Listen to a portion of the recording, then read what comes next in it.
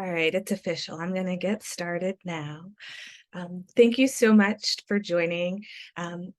My name is Melissa Cleater. If we have not had a chance to meet yet, I am a program manager here at the National Fund, and I work in our Activate Employers team and manage the CareerSTAT network. And I am so incredibly thrilled to be a part of this webinar today to launch the applications for the 2023 Frontline Healthcare Worker Champion Awards. The goal of this webinar is to provide an overview and some guidance to the application. For folks who are newer, I'm going to start with a high-level intro to the National Fund and CareerSTAT, a little bit of history around the recognition program itself, but then I'm really going to dig into the application. So if you have questions, please chime in either by dropping questions in the chat or raising your hand. My colleague Claudio is on the line at National Fund to help manage and watch that chat, and will certainly interrupt me if I am not paying attention or do not see you with this current sharing of my screens. But please, this is really the opportunity. So if you have questions, if you have one, someone else might likely has it as well. So please don't hold back. So jumping right in, the National Fund supports a network of over 30 regional workforce collaboratives that are all aligned around the vision for workforce equity. We have three big goals. Race does not dictate employment outcomes. All workers have the resources required to thrive, and all jobs are good jobs. And we organize this work around 4 solutions. So as I mentioned, I am on the Activate Employers to Make Jobs Better team. We also have solutions around equipping workers for success, co-investing for impact, and changing systems to improve outcomes. And all of those are implemented through the values that we have, so that around racial equity, innovation, collaboration, systems thinking, and the power of the network. And if you are curious about who the network is, it's you. It's the National Fund Network. It's the CareerSTAT Network. We all come together to make this work happen. CareerSTAT is a cornerstone of the Activate Employers solution. It's an employer-driven network based on peer exchange that was created to increase investment in the skills and careers of frontline workers.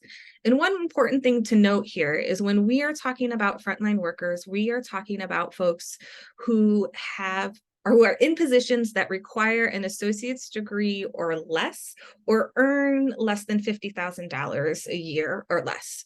And so this includes many of the patient-facing positions that are typically associated with the front line. Those are critically important to building the nursing pipeline, but it also includes lesser known roles around transport, dietary services, administration, and EVS. The National CareerSTAT Network has members, over 430 members across 40 states, and that includes a range of healthcare employers across the continuum of care. So that means your big health systems to your long-term care facilities or home care operations, to primary care providers as well.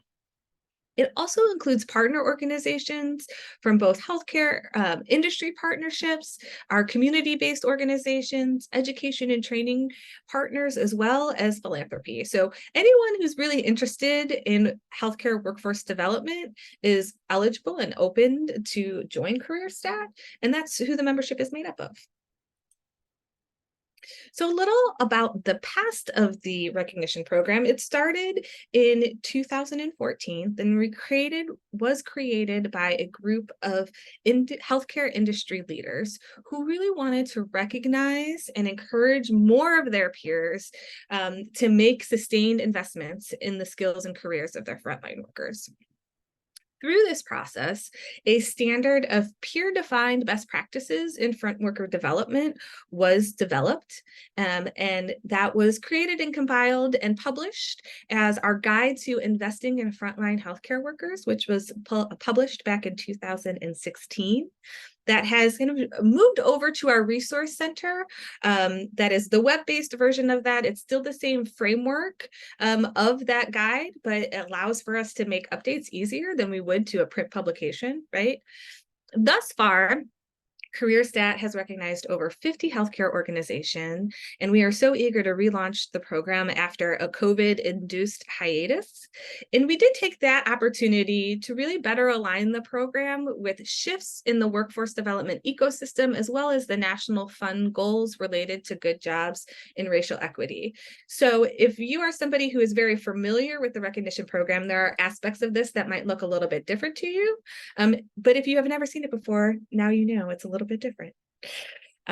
So going backwards, these are the organizations that are recognized as champions. I like to share this slide to incite a little friendly competition. I will also just note, please disregard any outdated logos.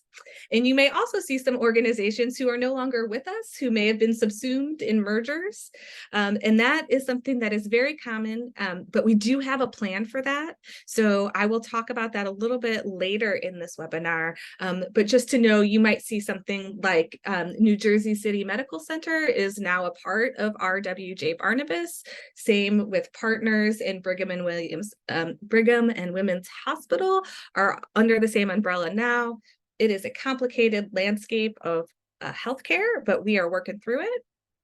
And these are our emerging champions.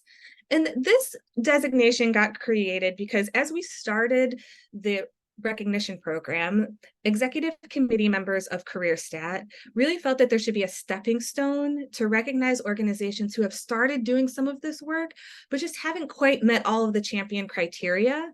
And this had proved to be a particularly good strategy to leverage that recognition to gain more internal support or external support to be able to expand some of those programs. And if you caught it, you may have seen Parkland Hospital System logo on both of these. And that's because they are an organization, our first organization to elevate from being an emerging champion up to being a champion organization. Now, I do expect that number to go up quite a bit now that we are off hiatus. I think some of these folks have been impatiently or patiently waiting since 2019 to be able to apply and bump up to that champion status. So you might be asking, why would someone apply for this recognition? Why would you go through this process? And really, the fundamental goal of this program remains the same as when it started, and that's really to recognize and encourage healthcare employers doing good work. It's really an opportunity to uplift the good work that folks are doing and to share those promising practices across a national network. And the way that we share that work is done in a few ways. There are customized marketing materials that will be created for the champion organizations. They will also be featured in our communications, both at the CareerSTAT level and the national fund level. There will be access to peer learning in roles both as experts and as learners across the network. And then our champion organizations will be recognized and featured at the 2024 National Fund convening. That is a conference that brings together a whole host of folks across the workforce development ecosystem and is a really great opportunity to get some recognition and uplift the work that folks are doing. So the basic elements of who can apply for this recognition. Number one, you got to be a member of CareerSTAT. The good news is that it is super easy and free to join, so that should not be a barrier for anybody to apply. It is open to individual healthcare employers across the continuum of care. So again, health systems, long-term care, primary care, a whole range of healthcare employers. And then there are three ways in which an applicant can choose to be recognized. And this is that nugget that I hope is our plan to acknowledge some of those bigger mergers. that have happened across the system. So an applicant can choose to be recognized at an individual entity, a single facility. So for example, if you've had a hospital system that has been piloting some programs and is seeing really good results, but you're having a challenge getting some traction to spreading that to other entities or facilities throughout the system, getting recognition for that individual hospital could be a really good way to get some recognition and buy-in. You could also select to be recognized on the regional or health system level. So if you have multiple facilities under one umbrella, you can select that level of designation or the corporate or enterprise. And so those are for those mega systems that have entities across multiple markets, multiple states. The key to choosing which option works the best for you is to note that you will need to provide examples or evidence for whichever designation is reflected. So let me be clear, you don't need to provide examples for every single entity within the system or within the corporate area, but you would need to show practices are happening in multiple locations in multiple markets. There is also the availability for certain partners to apply for recognition. If folks have worked really closely with a labor management partner or a healthcare industry partnership to improve or change some of their practices, and it feels really important to receive that dual recognition, you can do that. The one caveat is that the supporting evidence that's requested in the application needs to come from the employer. So the application needs to be completed with an employer partner, but both could receive that designation. Okay, so what are the key takeaways from this revision? One, it is still peer defined. We worked in close collaboration with our executive committee members, which are all healthcare employers, to refine and revise the criteria in the application. It is aligned with the National Fund's Job Design Framework, which is a tool we use to help define what is a good job through a racial equity lens. And the application itself is organized into 3 sections around workforce development, workplace development, and racial equity and inclusion. And ultimately, what we're looking for here is a holistic investment strategy and not simply a handful of programs that are uncoordinated and pop up to meet very specific needs. And so what are the qualities of a champion, you may ask? Well, it's an organization that can demonstrate that there are leaders and funded committed to the strategy of workforce development, that they have practices and policies in place that help reflect a local service area that are accessible to people with various abilities and inclusive of multiple identities. Champions don't just collect data, but they use it strategically to ensure that the programs and the strategies they're using are effective, equitable, and have impact. And they are also places that have a worker-centered culture of learning and use their influence both internally and within the community to create change in their workplaces and their communities. So I may have said some things that you're like, well, what does that mean? We absolutely recognize that there's some definitions or some words here that the definitions may vary depending on where you're located or what your organization defines. And so we have created a glossary of terms that we think will be really helpful for applicants. So I do encourage y'all to review those terms to get some insight in how we at the National Fund think about those terms and the frame that we'll be using when we're evaluating the applications.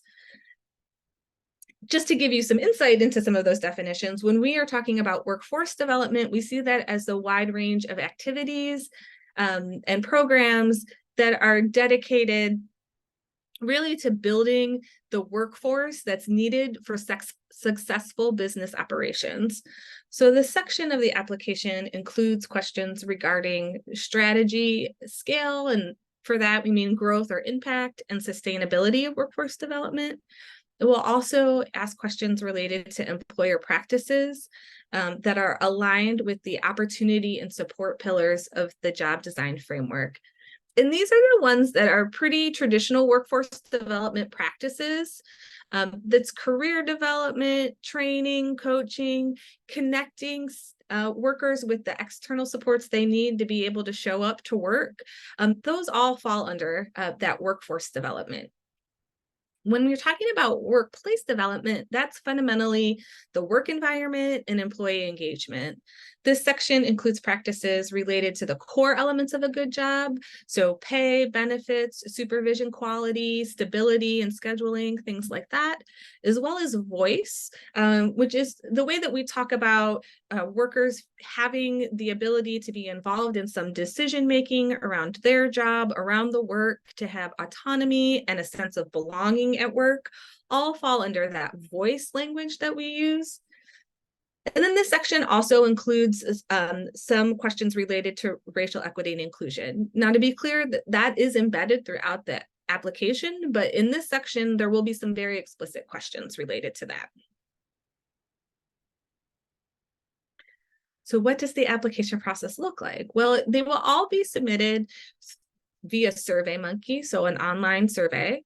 The application includes charts of practices, so charts of employer practices, where you would have to, applicants will indicate whether they engage in these practices always, sometimes, rarely, or never.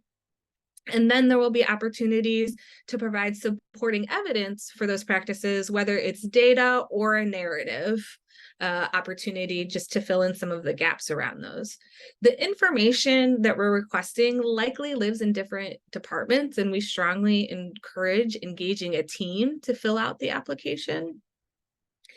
And applicants may be asked for more information during the selection process, but I also really like to plant the seed that organizations that achieve recognition will also be asked to submit materials like logos, photos, and worker impact stories to help develop those collateral materials.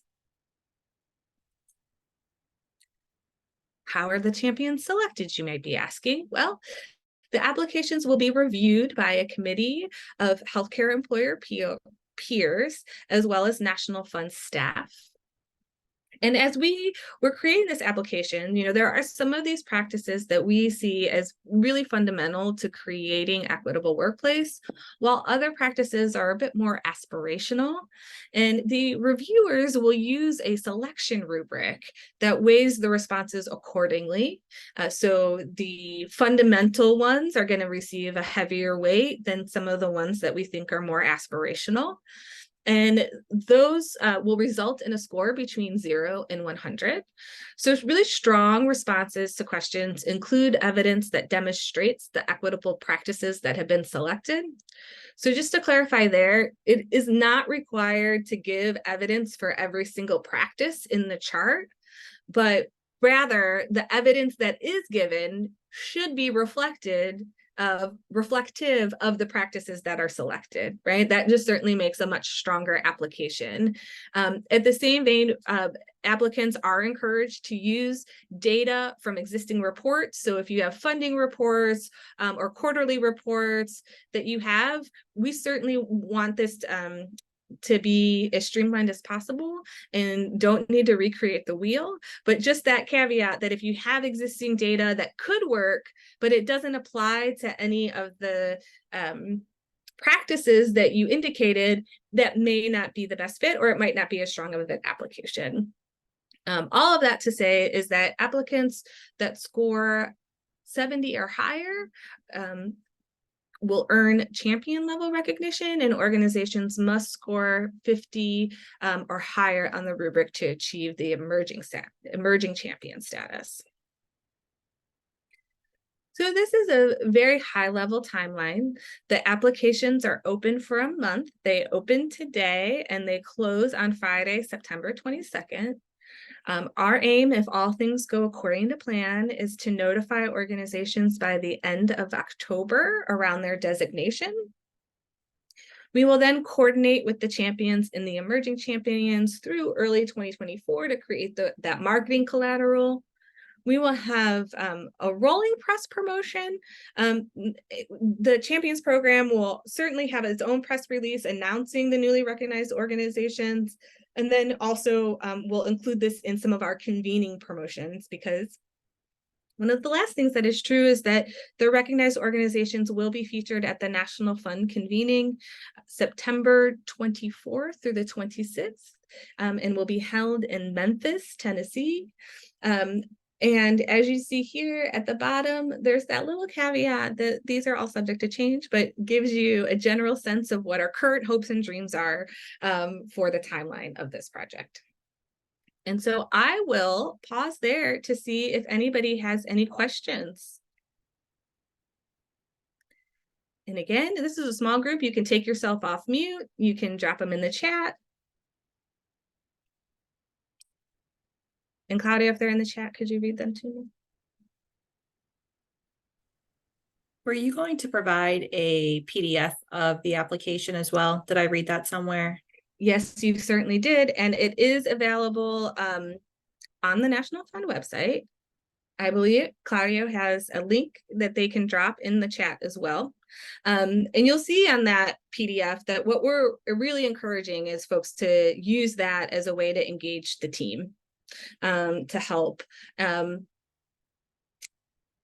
so all of the materials that we have talked about, there is a overview of the program, there is the glossary of terms, there is the PDF of the application, all available for folks to review. Thank you. Advance. Of course.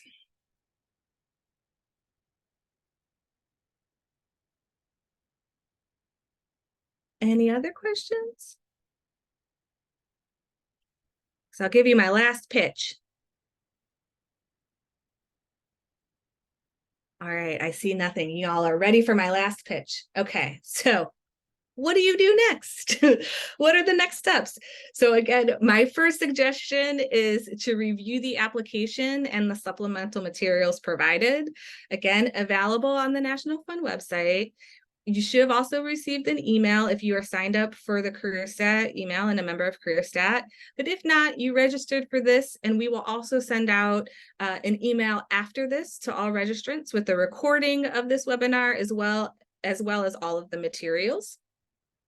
And if you review that application and you're like, I'm not quite sure we're there yet, I'm not sure we're ready, I do encourage you to think about how you might be able to leverage the national standards of best practice to motivate or influence change within your organization. And that is certainly something that CareerSTAT is here and available to do. If you see some areas where you could really use support before you're ready to apply, that's where you connect with us and other CareerSTAT members to figure out how you might be able to do that and be ready for the next time the application becomes available.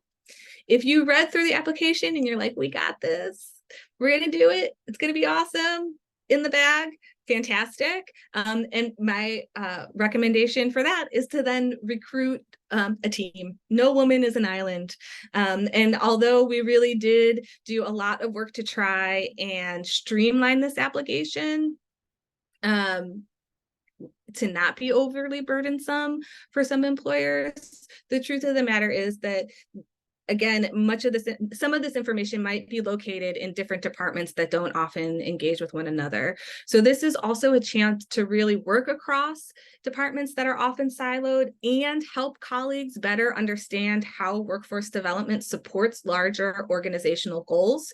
So the team is invaluable because it's not just about helping complete the application, but it's also that opportunity to maybe engage some folks that you don't often work with and really help them understand the goals that workforce development has in your own department and how those feed into the larger organizational goals, and hopefully build a little bit more better collaboration if you don't already have that within your organization. That is also the same for the delegation. Assign those related tasks. I also am just a bit of a data nerd and think that It might also be interesting to have multiple staff members answer some parts of the application, particularly those charts, which are pretty easy to do and not time consuming, just to see how people in different positions or different parts of the organizations see those practices happening and how they rate them as happening, and then just compare of where there might be opportunities within your organization. If somebody is like, I'm saying that we never do something that somebody else is saying you always do, there might be a real good opportunity there to figure out what's going on and how are those folks having such a different perception of the organization. And then lastly, just complete the online version and submit it by the due date. That's the key. In the meantime, if you have any questions as you start to dig in, or you have colleagues who are looking at this and having questions, I am available. You can email me. I'm happy to get on the phone and have some conversations. Obviously, this webinar is also going to be available. I know that folks aren't typically very interested in rewatching recorded webinars, but this could help you if you are getting questions from your colleagues. You can put this as your first line of defense to give them a little bit more information. So with all of that, any last burning questions that folks have? Did you find this helpful? Was this a good use of your time? Great. I see head nods. I'll take it. I love it. All right. Well, with that said, I think we can give you back some time in your day without having more questions. Stay tuned for this post email after this webinar with the additional materials that will also have my contact information if you do discover more questions as you start digging into the application.